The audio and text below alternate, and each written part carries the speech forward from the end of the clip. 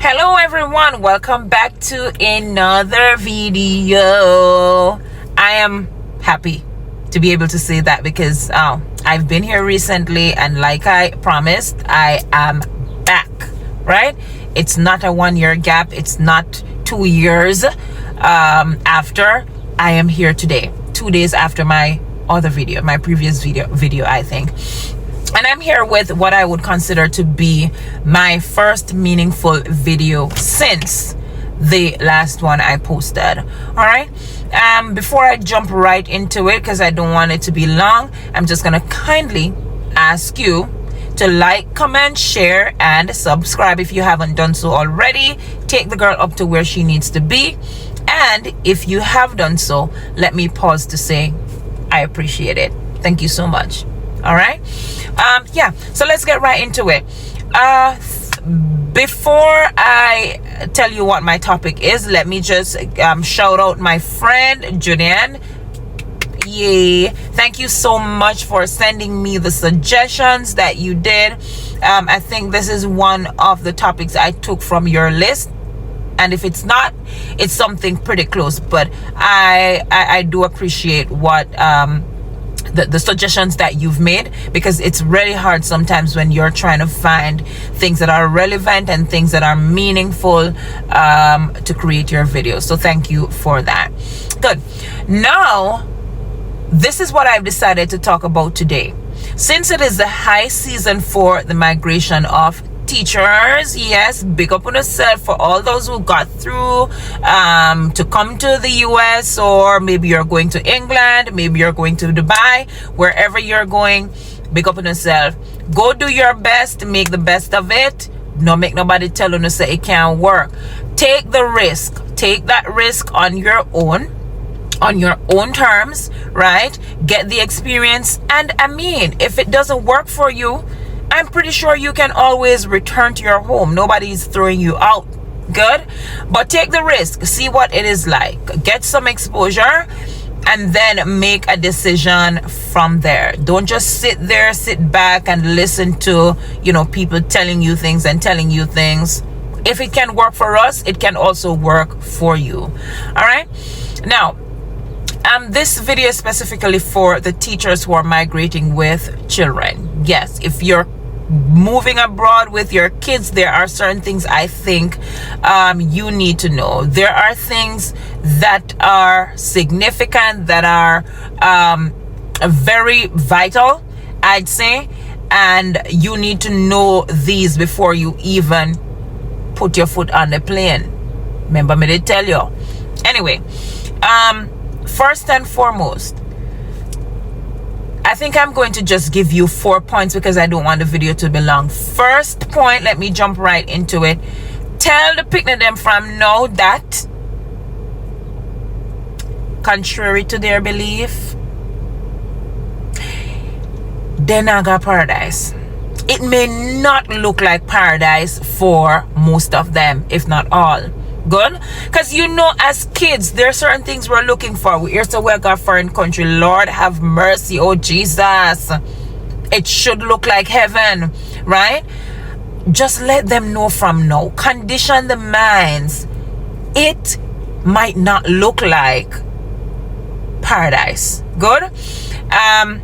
Most often, the states or the areas that need teachers the most are the areas that are underserved, if that's a correct term. If not, correct me in the comments. Feel free to do so, I don't mind.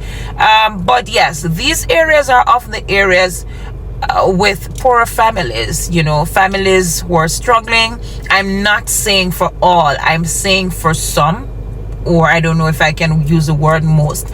And you'll see that when you get here, when you start working closely with these kids or with these schools, right? And because these are such areas, you'll understand that your living conditions may even be worse than you can imagine at this point, right? Worse than your kids would even begin to imagine. And I'm saying this based on my experience. I cannot speak for everybody, but I can speak for myself. Take, for example, the fact that when I was in Jamaica, you know, when I was living in Jamaica, I was blessed to have a home of my own, right? I wasn't renting. I do have a little thing there. And I had enough space. So each of my 2 kids had a room, right? Coming here, you would have thought that, okay, that's just if you don't know how the rent thing is set up in this place. You might be thinking that, okay, you're going to be able to afford the same thing. I mean, not to buy a house, but even if you're coming up to rent, which is, of course, maybe the only option for you, you will not right off the bat be able to rent a 3-bedroom house. That would be ideal for a family of 4 like mine, right? You may not be able to rent a 3-bedroom house. A 3-bedroom house where I'm at in New York is over $3,000. I don't know what it is for other states, but I'm thinking that wherever you're going, whichever state you're going, it's going to be tough for you to rent a 3-bedroom house at the initial stage, right? If you're really coming here to save and to build yourself. Another thing is that for you to really get a place that, you know, is ideal and a place that you're satisfied with, there are a lot of things that you will need to have you know, for rent. But maybe that's for another video. There are a lot of things that you will need to have that you will not have when you just get here. And because of that, you will probably have to settle, quote unquote, settle for what comes, for whatever comes, right? We don't want to shock these children. I don't want you to shock your kids, right? I don't want you to end up in a situation where the kids are disappointed, and because of that, they start, you know, behaving, what would I say, differently from how they used to behave back home because they're disappointed. You may find some kids, you know, starting to rebel and that sort of thing. So I'm just saying, prepare them mentally.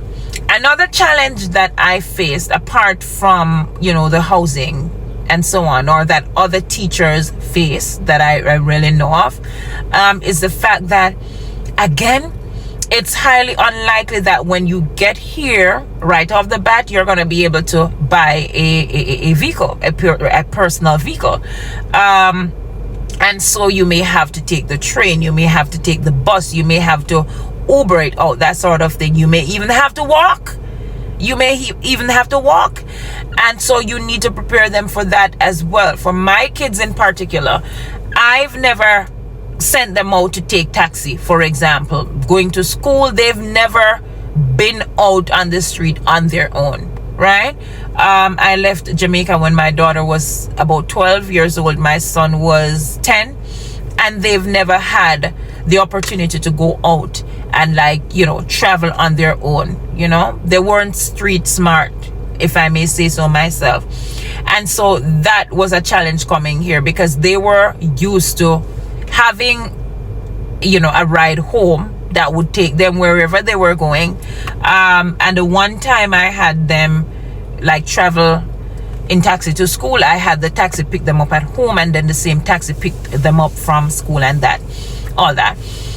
Now I'm saying this to say that when they got here, it was a challenge because I live pretty close to my workplace, and so I didn't even have to take the bus or call the Uber unless it was snowing or something like that.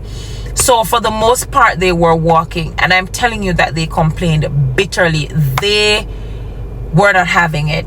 I know some people will say they must learn to adapt and all that, but remember, they are kids. They won't understand fully what is happening. They expect that coming here will give them a better life, and better in the true sense of the word. You understand what I'm saying? It cannot be. They're not expecting it to be something that is in any way worse than what they're used to. So because of that, again, prepare these kids mentally. Sit them down, have a talk with them, let them know that it will take time for things to fall into place. All right, it will not be smooth sailing. It will not be what you want it to be from the initial stage. You will have to work your way in. Please have this talk with them. It's very important. All right, let me move on to my second point. Now, you need to think, really think about the effect of this move, the effect of this decision on your kids' education. It is so important. That is also something that you probably need to discuss with them if they are bigger kids, if they're teenagers. And again, I keep speaking from my experience. My daughter had just passed for immaculate when we got through and decided to take up the offer. She was in grade 7 at the time. She worked very hard to get a chance to go to this school, right? So that was a tough decision to move her, not knowing what we were getting ourselves into, not knowing what the schools here were like. And so I really had to, it was a risk. It was a risk, of course, as you can see, that I took. My son really follows my daughter's footsteps. Like, he emulates her. She is his role model. And so because she passed for immaculate, he was looking forward to taking the the PEP exam. He wanted to attend what's the school's name again? Campion College, because of course, for those who know, immaculate is not co-ed, it's an all-girls school. So he wanted to take the exam just to prove to us too, and to himself, that he was just as good as his sister. Take that how you want to take it. And he could pass for Campion College. With that said, when we moved here, lucky enough, they were enrolled in the same school that I was employed to, right? So they are now in the same school that I'm working at. I'm employed to. It kind of sounds funny, but yeah, that's it. You understand what I'm saying. Is it a good school? Yes, it is a good school. Very rigorous. Like, I'm telling you, hours are long. Like, I work from 7:30 to 4:15. They have classes from 7:45 to 3:45. So it's a lengthy day. They only get like maybe 40 minutes break for lunch, and for the rest of the time they're literally working, right? I remember back when I was in Jamaica, people used to say, oh, it's so easy for our kids to leave Jamaica and excel in the US and that. Yeah, part of that is true, but it's also dependent on where you are. I'm at a charter school, and a charter school is, for those who don't know, it's not a public school. It's more of a private school, but it's not, how would I put it? It's not 100% private. It's somewhere between a public and a private school. So they basically do what they want, right? They don't have to follow what the curriculum that the public schools follow. I think that's how it is. I don't think they have to follow the curricula that the public schools follow right through. They can come up with their own, or even sometimes teachers are allowed to decide what they want to teach. But my school, I must say, it's very rigorous. It's challenging for the kids. They really have to work hard to keep up, and they basically have no time for themselves. Now, apart from that, when you get here, remember that the expectation is that you're going back. It's a cultural exchange program, and the idea is that you're gaining something here to take back to your country, right? to share with those in your country when you get back there after the 3 or the 5 years or however long you're going to be here. No, that is something you need to think about again, because when you get back, when you go back to your country, how is this going to affect your children, right? My kids, for example, my daughter will be through high school, but look at my son. My son will still be in high school. It's a different system. They do what is called Regents here. Back in Jamaica, of course, you're doing CXC. It's different. It's totally different, right? And I think that it will be very hard, not impossible, because he does well, so it can happen, but it's going to be very challenging for him to, you know, readjust and get into that. You know, when it's difficult, if your child, I think, is in maybe grade 11 or 12 thereabout, because as you know, with the CXC curriculum, I think it starts in grade 9, and so if your child misses grade 9 and grade 10 content, it's hard for them to just go back to Jamaica, go to grade 11, take the CXCs, and then master them. I think it's going to be very hard. So that's something you want to think about. Another thing you want to think about as it relates to school, right, when you get here, some schools allow students to move up a grade. So for example, if your child is in grade 7 in Jamaica, your school may allow you to start your child at grade 8. If the child is, you know, doing well, if the child is capable, you may be able to start at grade 8. I think that's an opportunity you want to take. Why would you hold your child back if the child can manage, right? The quicker they're out of it, the better it is for them. That's my personal view on it. I don't know if the public schools do it, but it is something that you may want to concern yourselves with, and it's something that you may want to speak to them about. If you know that your child is not, you know, fast, if you know that your child needs the extra time, then okay, go ahead, let them start where they're currently at. I know that some schools even hold them back a year, so if they're in grade 7 in Jamaica, they may want them to start at grade 6 when they go to these other countries. But there's a possibility that your child can move up a grade. That is something that you want to look into.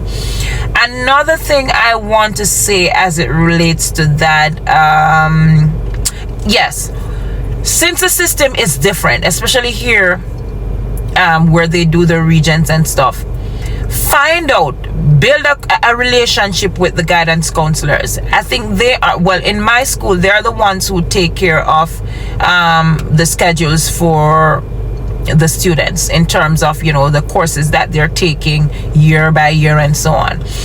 Build a relationship with your kids counselor.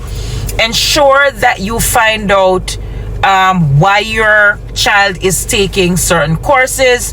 Find out if those courses are relevant to what the child, you know, will want to do a couple years down when they move on from high school. What career path would you want your child to take? Look at those courses and ensure that they are aligned to that path, and if not, find out how you can have them, you know, aligned to the path, the career path, because it makes no sense for them to sit in high school, take all these courses, and then at the end of the day they can't get into the field that they want to get into, if you understand what I'm saying. So that's something that is also very important. All right, I think that's it as it relates to how it will affect your child's education. If I think of anything else, I will probably make another video. Another thing is, and I think this is my third point, it could go with the second point as well. You want to ensure that you pay attention to your children. Pay attention to your children. Even with the schooling, it can be overwhelming. As I've mentioned before, it is something new, and even for kids who do well, even for kids who do exceptionally well, sometimes it becomes a burden. It's a new start. It's something different, something that they're not used to. pay attention to these things. Okay? I remember when I just got here, it took my kids, and I'm let me just pause to say, I'm not boasting, but my kids do very well. Both my two children do very, very well, right? Thanks be to God. But they had a challenge like really settling in. It took them maybe a good 2 months in order for them to really, understand the system, and to get a good grasp of what the expectations were. You want to ensure that you pay attention to do these things. I remember one day my son came home and started crying, and when I asked him what the problem was, he said that, mommy, I'm stressed. I think that was the word he used. He said he was stressed out, and I saw it on him, like it was too much. I had to tell him, like, drop the books, forget about what's happening at school, relax, play some games, eat, do whatever makes you happy, do something that makes you feel better. I had to sit him down, talk to him. I had to let him know that, even though I'm hard on them when it comes onto the school and the grades and whatnot, I understood in that moment what was happening, and so I had to pull my child back. It was okay for him to take a few steps back in that moment, because I needed my child. Listen to me. Mentally, it was too much. It was too much for him, and I saw that, and I saw it in my daughter too. But she is not one who will complain so much.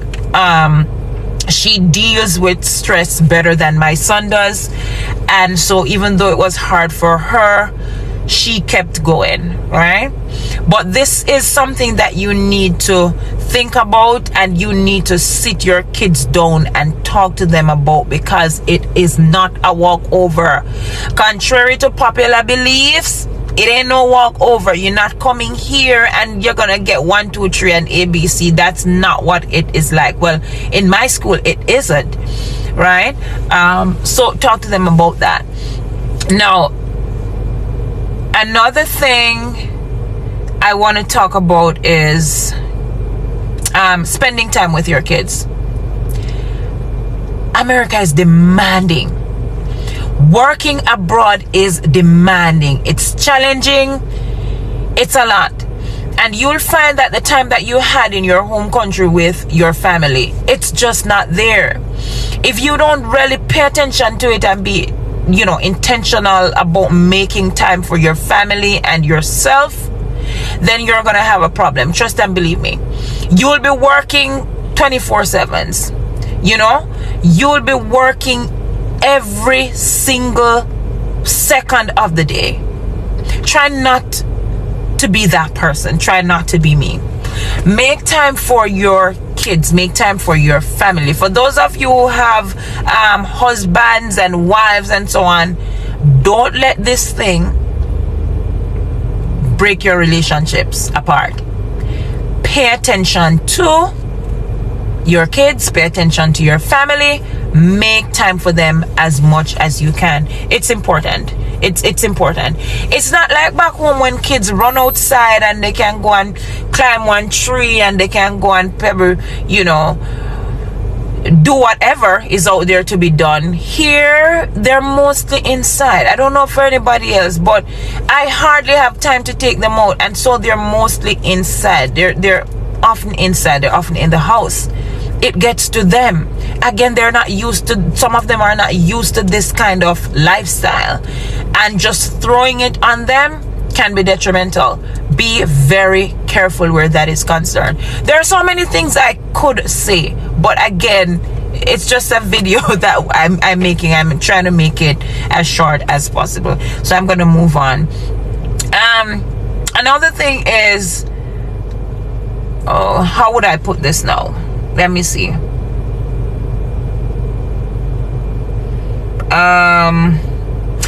Yes, talk to them about relationships. Talk to them about relationships. There are so many things that they will see. There are so many things that they will come across. Things that are totally different from what they are seeing now in Jamaica, especially, right?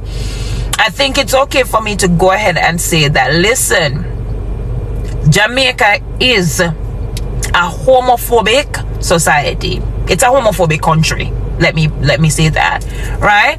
We know that. And even though things are changing, certain things are still not normalized. Certain things are still not common. Certain things are still not accepted or tolerated. And as such, you want to ensure that you have this conversation with your children. Okay? When they get to these countries, things are different, significantly different. There are things that are considered norm here, right? You cannot get up and attack people just because they have different views or different, lifestyle practices from your own. Talk to your kids about these things. And no, we're not telling them to accept. But listen, mommies and daddies, teach them about tolerance. Teach them about tolerance. Teach them how to deal with these situations. You understand what I'm saying? You have even small children, kids in grade 5, kids in grade 4 who act differently. And so you have to teach your kids how to deal with these situations. I don't think I need to get into details where that is concerned, because I don't want to end up saying things that I'm not supposed to say. But as much as you can, please teach them about these things. Talk to them about handling themselves in these situations. Another thing as it relates to relationship is it's normal here for girls to, for kids to have their little partners. Yeah, it's a normal thing. I think it's okay for me to say that. And it might be shocking to you and to your kids too. The girls have their little boyfriends from when at tender ages, and when they're really pretty young, and vice versa. So this is something that you want to sit again and have conversations about. Is it okay for your child to date at 15, at 14, at 13? Is it okay for your child to have a boyfriend or a girlfriend when he or she is in grade 4, grade 5? These are things that are happening, and these are things that you need to talk to them about, right? Have serious conversations with them about these things, because listen, you don't want them to come here and see these things happening and think that it's okay for them to be doing the same thing just because. Our culture is different. We have different views, we have different beliefs, we have different values, right? It is what it is. I'm not telling you to bash anyone. I'm not saying whether it's wrong or right. I'm saying stick to your values, right? I'm saying raise your children the way you want to. Don't allow society to raise your children. And so if certain things are not okay with you, if they weren't okay with you in Jamaica, I don't think they should be okay here with you. And I'm saying that's in your household now. I'm not talking about you seeing other kids doing it outside of your family and you reprimanding them. No, it's not okay. It's not okay. Stick to the plan. I'm talking about you dealing with your kids. Let them know what is right from wrong for you. let them know what you are up to. Let them have, you need to provide clarity on that. What is accepted, what is not accepted. Don't allow society, don't allow a country to raise your kids for you. Do your job, okay? I think that's where I'm gonna stop for today, because it's been I think it's a lengthy video. It's longer than I thought it would have been, but I'm happy I can share these thoughts with you. And I'm pretty sure I don't know everything. I've only been here for a little over 2 years, or almost 3 years, so I'm sure there is more for me to learn. I can only speak to what I've seen so far. I can only speak to what I've experienced so far, what I'm knowledgeable of. And so I'd like you to share with me too, for other teachers, what are some of your experiences? What are some of the things that you would want to share with, the teachers who are just coming here, or teachers who are going to other countries? What is it that you think they need to know before they make that step? Drop it in the comment section. All right. Thank you for listening. I hope you made it to the end of the video with me. I appreciate that. I appreciate your company. Your company. Uno did there. Anyway, me know so on the other side. But I really appreciate you staying with me, listening to the video, listening to what I had,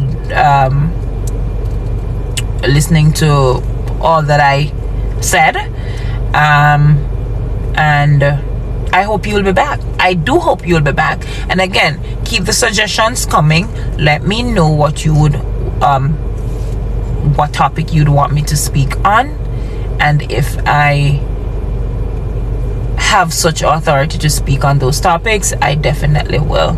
All right, enjoy the rest of your afternoon. It's a bright sunny day. Like I've said, don't be like me. Go out, enjoy life, find somewhere to chill, relax. Don't stay at home. It is summer. School reopens for some in August, for others like myself, September. Don't spend the 2 months in your house. Date yourselves if you have to. Take yourselves to places if you have to. If nobody else is there to do it for you, do it on your own. All right, with all that said, I'm going to be out. Remember to like, comment, share, and subscribe, and I'll be back here before you know it. Have a blessed one. Bye.